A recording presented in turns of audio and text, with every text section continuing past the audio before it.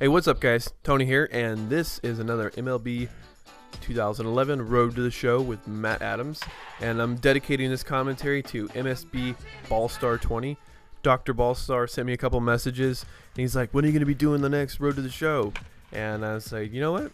Because you asked, I'm going to do it next, and I'm going to do it just for you. So this is it. I'm doing it just for Ballstar 20. Anyways, guys. If you guys have been paying attention to baseball, you know the trade deadline has come and gone, and there have been some crazy trades going on. I don't know if you could call this like the wildest trade deadline.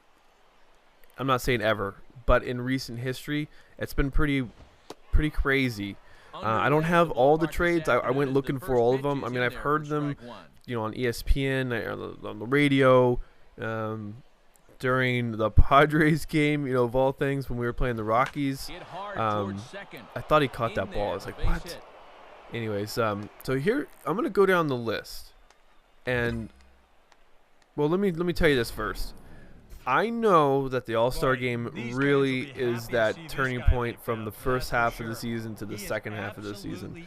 But personally, I think the trade deadline is the true transition from the first half to the second half, because this is when you see teams that are in contention trying to get players for the second half of the season to take them to the playoffs, take them to the World Series, and most of the transactions that are made by the teams that are, you know, in the top of the standings are they're trading for good players. And then you got teams who, you know, who aren't doing so well. For instance, the Padres, they're able to trade their star players for 2 to 3 players. Or if you're the Rockies, they traded 5 players for Ubaldo Jimenez. God, he's got such a hard name for an English speaker who doesn't speak Spanish. Yeah, so I think that's really what marks the true transition from, you know, you've got the boys of summer into the men of the fall, you know, leading up into August, September, and October, when you've got really when the, I don't want to say the more intense season starts, but it seems, you know, the fall is when baseball gets pretty intense, because that's when those teams that are going to go to the World Series are gearing, well, at least the playoffs, you know, you'll know who they are, and they're really making a push to get into the playoffs. So anyways, let's go over some of these trades. I'm going to go with the Padres first. I don't know who we got. I think they were like prospects or no-namers, but the Padres traded away Ryan Ludwig and Matt Adams. No, not Matt Adams. He's playing right there. Mike Adams, our relief pitcher. And I read an interview that Mike Adams did, and he said that he was gearing up to become the Padres closer, because Heath Bell was one of those guys who's on the list. You know, the rumors were flying that Heath Bell was going to get traded, and I actually thought that Mike Adams was going to become the new Padres closer because Heath Bell was going to be traded, and that did not end up being the case. Mike Adams was traded to the Rangers. So let's hear. In no particular order, the Braves picked up Michael Bourne from the Astros, and the Astros seem to unload a lot of their good talent for prospects. The Giants have picked up, this does not make me happy at all, but the Giants have picked up Carlos Beltran and Orlando Cabrera, formerly of the Indians, the Red Sox. You know, he's got a World Series with the Red Sox, so he's a good veteran player to add to that team. The Red Sox picked up Eric Bernard. He's a left-hand pitcher from Seattle. He's a pretty good pitcher. I'm actually surprised, and I might have to go look it up, that Felix Hernandez didn't go anywhere, because he's their ace. And if you're going to be offloading talent like Bernard, you know, well, I don't know why you wouldn't have offloaded Felix Hernandez, but they did not. Like I said, the Indians picked up Ubaldo Jimenez. The Brewers picked up Jerry Harrison Jr. So I don't know exactly how that's going to help them. Jerry Harrison Jr. is a good utility player. You know, when he played for the Padres, he played third, short, second. I don't think he played outfield. Just his brother, Scott Harrison, plays the outfield. Let's see here. The Phillies picked up Hunter Pence. That's pretty impressive. I mean, the Phillies are stacking their team even more. You know, I don't want to say it's about time that a National League team starts to do like the Yankees model and start stacking their team with all-stars. But we really, like, I don't know. I kind of at times feel that the National League is lagging behind the American League as far as like having a complete stacked team. You know, when you think of stacked teams, you could probably think of the Red Sox and the Yankees, maybe the Rangers. Maybe not so much since they didn't keep Cliff Lee. Anyways, and then another big team that made a lot of big transactions was the Pirates of all teams. They picked up Derek Lee from the Orioles, and they picked up Ryan Ludwig from the Padres. So they've got a couple of really power guys in their lineup now, especially with Derek Lee over at first base. So those guys, I guess, I'm not really paying attention to the Pirates and might have to go look at the standings after this. But Pirates, I guess, are looking to get back to their former glory, you know, the old Bucks there. So anyways, yeah, there are lots of transactions being done. One guy, there was rumors, one guy that they were surprised that wasn't traded was B.J. Upton from the Rays. They kind of suspected that he would go. I guess the entire Oakland outfield was one of those things that they were talking about that could be traded, but they didn't trade them, any of their players. So it's just I find the trade deadline fascinating, not only because, like I said, of the transition from the spring, that first half into the second half of the season, but because of all the rumors that go around and the players that get traded or the players that just don't get traded, you know. And you've got teams like, you know, San Diego. If you're a big fan of a team that's a low budget team, small market, and they go ahead and they trade away their talent, it's frustrating, especially when you've got your manager, the general manager, like Jed Hoyer. You know, he's like, I think he's the owner. But anyways, you've got the guys in the front office going, we're rebuilding our team. You know, we're looking to become a good team in the next couple of years. Look at me back this guy up. That's good baseball right there. We're looking to rebuild this team. And what do? They offload our younger talent for prospects, guys that we don't know if they're going to pan out or not. I mean, you look at guys like Anthony Rizzo, who came up and pretty much came up to the big leagues, exploded within his first series in the big leagues, and then fizzled out. He was like that supernova, just boom, blew up. You know, within his first 2 games, he had hit his first big league home run, a triple. You know, he had done everything except for gotten a base hit, just a single. You know, he had a double and a triple, home run, and drove in, I don't know, a couple RBIs. Maybe it was just the one. But after that, he just fizzled out. He just didn't do anything. I mean, when he was in Boston, he had a double. He almost hit a home run. He almost hit 2 home runs in Boston. So, I mean, it wasn't like he wasn't hitting. He's just not hitting well. And then guys like Kyle Blanks, who have had success in Major League level, have now come back from AAA, and they're not having success right now. He's struggling just like Anthony Rizzo was struggling. And it's frustrating because you want these prospects to do well, because, you know, it's a lot nicer to watch the Padres when they're doing well. You know, it's not, they don't want to watch a baseball team not play well. Oh, you know what? And Topher was probably screaming at his computer the whole time.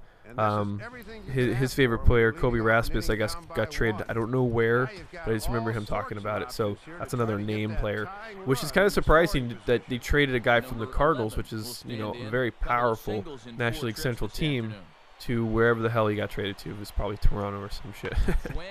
Oh, look at this, split the gaps. But what I wanted to do, and I've been meaning to do this, is I want to tell you guys a story about Adams. Like, why did I pick the name that I did? And excuse me, because my allergies are a little, you know, the last week or so my allergies have been really kicking my ass.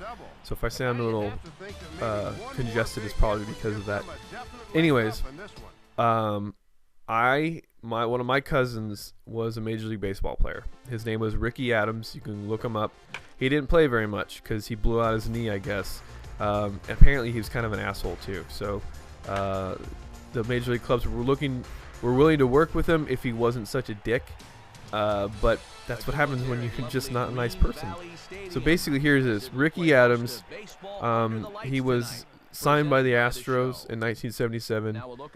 He was released by the Astros in 1980 and signed by the Angels, and then made it up to the big leagues in 1982. So he played from 82 to 83 with the Angels, and then they released him.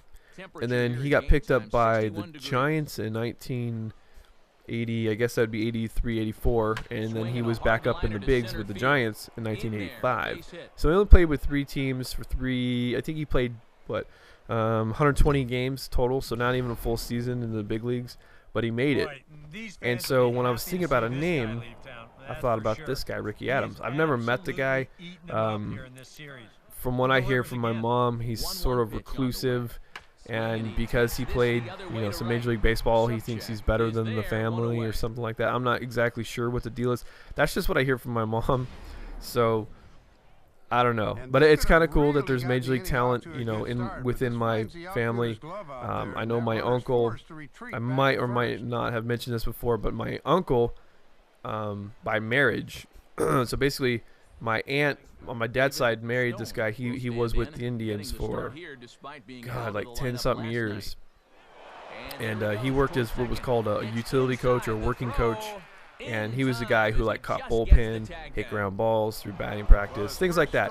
But when I met him, the first time I actually met this guy was at Angel Stadium, and here he is in the bullpen in an Indians uniform in 1996, I think it was. I met him right before they went to the series in '97. So it was when they went to the series in '97, I was like, yes, go Indians, So it's kind of cool. I guess you could say there's Major League blood in the family. His two sons are big baseball players, and they've been I don't want to say pampered, Major League pampered, but they have had access to Major League players, to Major League facilities since they were little kids. And it's super cool because maybe, I don't know, maybe they'll make it to the bigs, I'm not sure. But anyways, the other thing I want to talk about, I've been waiting to do this part of the commentary. My baseball, oh my gosh. I wish I had somebody that was able to record last week's game.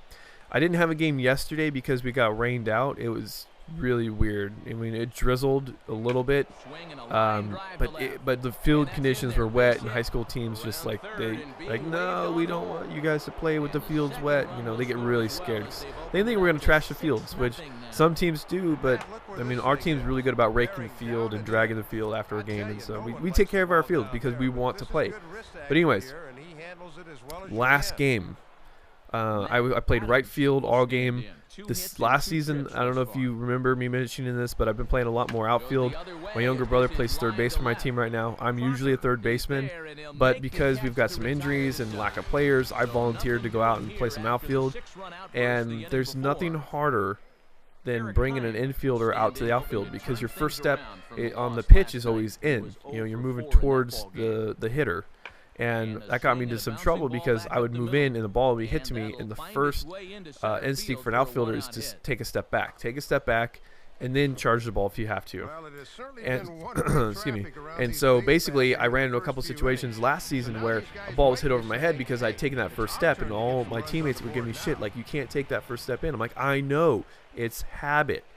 So I understand how guys transition from the infield to outfield and have problems because you're not used to catching. I mean, you think oh, you're catching a fly ball, that's easy. There's so many different instincts. You just you just lose it. I used to play outfield in Little League and stuff, but that's a long time ago. So anyways, excuse me. At the end of last season, I had a couple really good games out. We had a doubleheader, and I had a couple good games out in the outfield. And it built my confidence up. And then this game last week, I made 3 putouts in right field. One was my first baseman was like, "Oh, come in," because it was this right-handed hitter. I was playing out in right field, so it's oppo for righty. And I know this guy. I played against a team that I played with before, the Rockets. And I know this guy. I'm like, this guy's got some, he's got some sock in his bat. He can hit the ball pretty good. So I kind of cheated back out even after oh, come on in. And sure enough, he hits a line drive that starts tailing away from me. And I'm on my horse running back, and I barely catch it. Being 6'3" with a big wingspan this is when it comes in handy. And I've got an infielder's glove, so it's only a 11.5-inch glove. It's not like a 13 or 12-inch glove or 12.5-inch glove like some of those outfielder's gloves. So it's a really small glove. I catch it, and there's a runner on third, so the guy gets a sac fly, but I still made the play. And I'm like, oh wow, that was nice, And then there was this easy fly ball to the gap to right center gap that I just sort of ranging over there, just sort of cruising, caught the ball, and then there was a line drive right at me, which really tested my skills because it came right at me. You know, it was awesome. Is my first instinct was to stop, because I kind of felt myself going in, but I had to stop, go back on my back leg, read it as it's coming to me, and I realized it was a line drive, which is one of the harder balls to catch in the outfield. But the field that we play at, it has this it's like, I don't know, there's the fence obviously in the backstop, but it goes up and the ball you lose the ball for a split second as it's traveling above the fence line in the air. It's just not a very good field for this. So anyways, a line drive right at me, you know, and you know, I was happy because I made the adjustment to stop, wait for it, catch the ball, and I felt good. I had a good game out in the outfield. But the game that I had was awesome, was in the batter's box. I went 2 for 4. I hit a double and a triple, scored a run, drove in 2 runs, I believe. The double I hit down the right field line, dropped it in. Oh man, I was frozen on that fastball. I was looking for an off-speed pitch the whole time. Anyways, yeah, so I dropped this ball in the right field, got a double.